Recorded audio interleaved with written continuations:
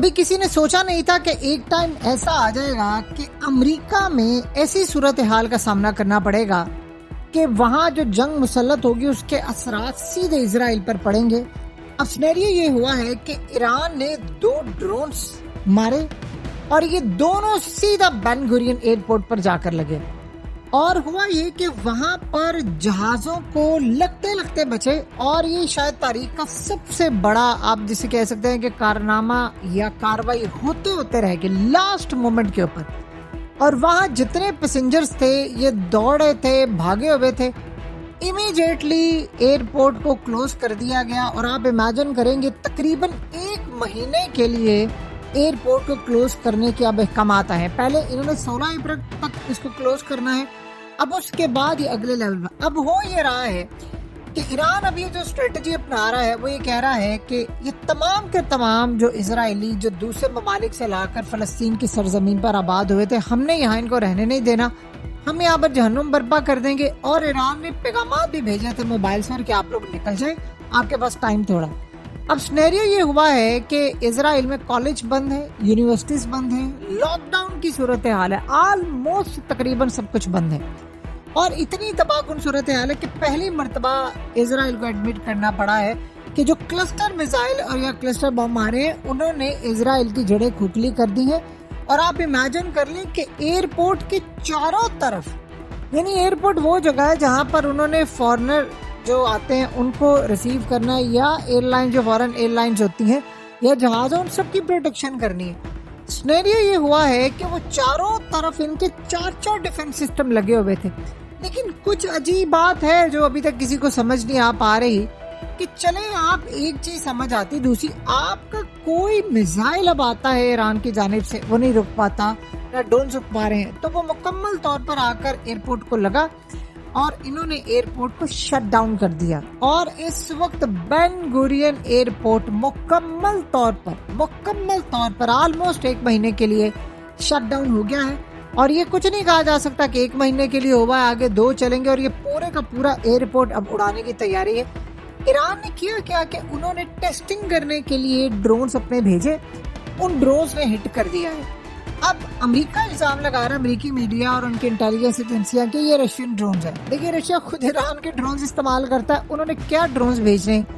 یہ ڈرونز اصل میں ایران کے ہیں، اور ایران کے یہ وہ ڈرونز ہیں جو انہوں نے خاص طور پر یہ جو پچھلے سال کی جنگ تھی اس کے بعد ڈیولپ کی، اس میں ایڈوانس ٹیکنالوجی انہوں نے اصل میں پچھلی جنگ سے کافی کچھ سیکھا۔ اب سینیریو یہاں پر یہ ہوا ہے کہ ابھی تک تو یہ معاملہ ہے، اب اگلا مرحلہ ہو رہا ہے تیل کی قیمتوں کا۔ ہوا یہ ہے کہ ڈونلڈ ٹرمپ کو یہ کہہ دیا گیا ہے کہ اب یہ تیل کی قیمت نہیں رکے گی۔ اب دیکھیے اس وقت تیل کی قیمتیں مزید اوپر جانا شروع ہو گئی ہیں، اور یہ آؤٹ آف کنٹرول ہو گیا معاملہ۔ اور اب وہ جو ٹرمپ نے ٹویٹ کی اور وہ تیل کی قیمتیں گری، اب وہ واپس اس پرائس پر آنا شروع ہو گئی اور اوپر جا رہی ہے۔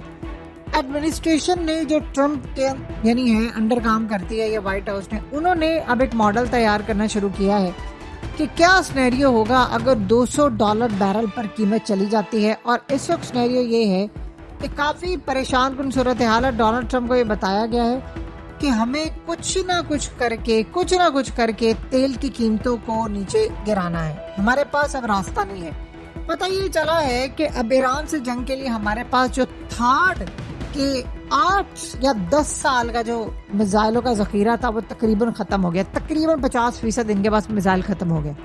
اور کہہ رہے ہیں کہ اگر کسی وجہ سے 1 یا 1.5 مہینہ یا 2 مہینے یہ جنگ اور چلی تو ہو سکتا ہے ہمارے سارے میزائل ختم ہو جائے، ہم یہ 2 مہینے سے زیادہ بھی یہ جنگ نہیں چلا سکتے۔ اور اسی لیے ہمیں تیل کی جو قیمتیں آلریڈی 30% اوپر چلی گئی ہیں، گیس کی قیمتیں بھی 30% اوپر چلی گئی ہیں۔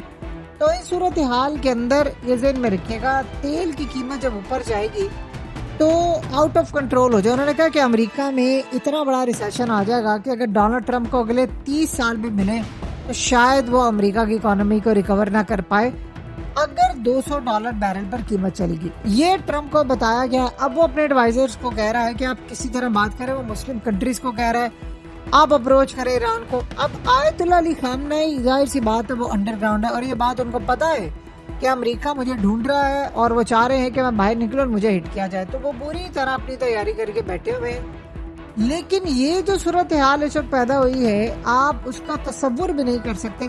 آپ اندازہ یہاں سے کر سکتے ہیں کہ ایران کے جو کلسٹر میزائلز ہیں وہ اتنے تباہ کن ہوتے ہیں کہ جہاں پر گرتے ہیں وہاں پر کوئی چیز سلامت نہیں چھوڑتی، کوئی چیز، گاڑیاں ہوا میں الٹ رہی ہوتی ہیں، تمام چیزیں. تو یہ سب سے بڑا جو مسئلہ اس وقت پورے ورلڈ میں پیدا ہو گیا ہے وہ ایران کے نہ ڈرونز رک رہے ہیں، نہ میزائل رک رہے ہیں، نہ کوئی اور صورتحال ہے. دیکھیے انہوں نے اپنے F-18 طیارے تباہ کروا لیے، کل ہم سب نے دیکھا، اور اس کے بعد کی صورتحال یہ ہوئی ہے کہ F-18 سے لے کر تمام دیگر طاقتیں اس وقت ایران کی تباہی کا سامنا کر رہی ہیں. بہرحال اب اس وقت سب سے بڑا مسئلہ امریکہ کے لیے یہ ہوا ہے کہ امریکہ اس وقت مکمل طور پر ناکام نظر آ رہا ہے، کوئی صورتحال نہیں. دیکھیے گولڈ کا کسی کو اندازہ نہیں ہو پا رہا کہ گولڈ کے ساتھ کیا صورتحال ہے.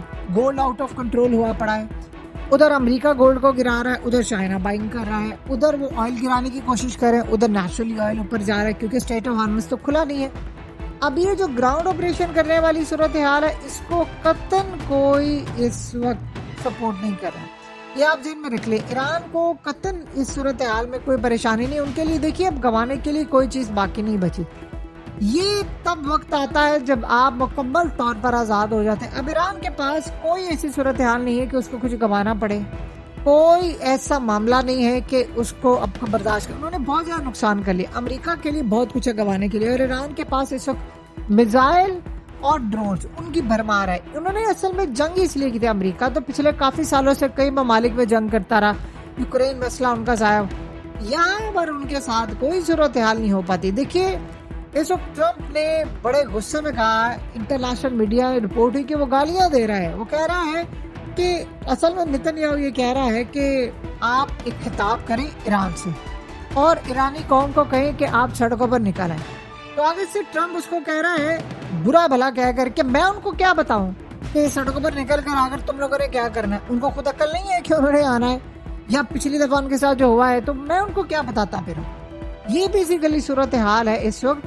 اوپر سے جو خاک آئی لینڈ ہے، دیکھیے یہ ٹرمپ کیا چاہ رہا ہے کہ میں خاک آئی لینڈ پر فوج اتاروں اور فوج اتار کے وہاں پر اس پورے علاقے کو لے لوں قبضے میں جو ایران کا ہب ہے، اور اس کے بعد ڈکلیئر کر دوں اپنی فتح، خطاب کروں قوم سے اور پورے ورلڈ سے، فتح ڈکلیئر کر دوں اور کہوں جی آج کے بعد تیل سب کچھ میرے ہاتھ میں ہے، اور یہاں سے ایران کو کہہ دو بس اب یہ جنگ ختم کرو.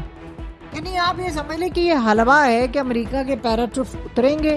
ان کو کون مشورہ دے رہا ہے؟ یعنی آپ یہ سوچیں کہ ابھی تک اس جنگ میں جتنا امریکہ کا نقصان ہو چکا ہے، آپ کیا سمجھ رہے ہیں جن کا 90% تیل یہاں سے جاتا ہے وہ چپ کر کے انتظار کرتے رہیں گے کہ امریکہ کے اوپر سے فوجی اور کمانڈوز اتریں، ہماری سرزمین پر قبضہ کریں، ہم ان کو پھول دیں، ویلکم کریں تو چلو جی وکٹری ڈکلیئر ہو جائے. یعنی آپ خود بتائیں کہ کیا سینس بنتی ہے دنیا کے اندر کوئی ایسی صورتحال میں؟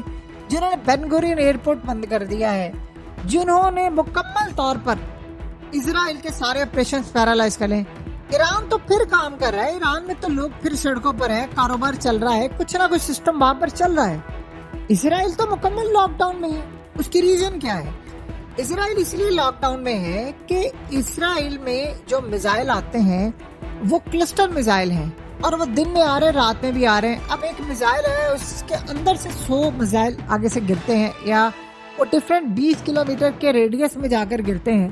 تو وہ کسی کو نہیں پتا وہ میزائل کہاں پر گر جائے. آپ سڑک پر ہیں، آپ پر گر جائے، آپ کی گاڑی پر گر جائے، آپ کے بچے اسکول جانے والے ہوں گر جائے، وہاں اسکول بند، کالج بند، یونیورسٹیز بند، سب لاک ڈاؤن میں. اور اس سے بھی بڑھ کر بدترین صورتحال یہ ہے کہ عوام شیلٹرز میں ہے اور شیلٹرز بھی تباہ ہو رہے ہیں. اتنا پینک کریٹ کیا ہے کہ اب لوگ ملک سے بھاگنا چاہتے ہیں، وہ نہیں بھاگ پا رہے. یہ صورتحال اس وقت پیدا ہو گئی ہے. اور آپ دنیا کو جتنا مرضی کہتے رہیں کہ جو 93% لوگ اسرائیل کے نتن یاہو کے ساتھ ہیں، آپ کہانیاں کراتے رہیں، جتنی آپ نے کرانی ہے. جو وہاں پر انڈینز رہتے ہیں اسرائیل کے اندر، جو اصل میں پہلے غزہ سے لوگ آتے تھے لیبر کرنے کے لیے، لیبر جاب، کنسٹرکشن، چھوٹے موٹے کام، تو وہ تھرو آؤٹ زندگی یہی کام رہا ہے. تو جب سے غزہ کو تباہ کیا تو ظاہر سی بات ہے وہ لوگ نہیں آئے. اب تو اب انہوں نے انڈینز کو بلا لیا، انڈینز نے وہاں پر ویڈیوز بنائی، ان کو اپنی جان کے لالے پڑے ہوئے ہیں. ان کے صحافی وہاں سے آتے ہوئے بتاتے ہیں کہ اتنی وہاں پر تباہی ہو رہی ہے کہ آپ کو میڈیا پر 0.1% بھی دکھایا نہیں جا رہا کہ ایران کتنی وہاں پر تباہی کر رہا ہے. اور اس پورے کھیل کے اندر آپ اندازہ کریں، آپ نے کبھی سوچا تھا انہوں نے پچھلی جنگ میں بھی پوری طرح بین گورین ایئرپورٹ نہیں بند کیا تھا، یہ بڑے خوش تھے کہ ہمارے ڈیفنس سسٹم کام کرے۔ اس جنگ میں ایران کا جو میزائل ہے یا ان کے پاس جو کیپیسٹی ہے ڈیفنس سسٹم کو پیرالائز کرنے کی، وہ آج سے پہلے ہم نے کبھی نہیں دیکھی۔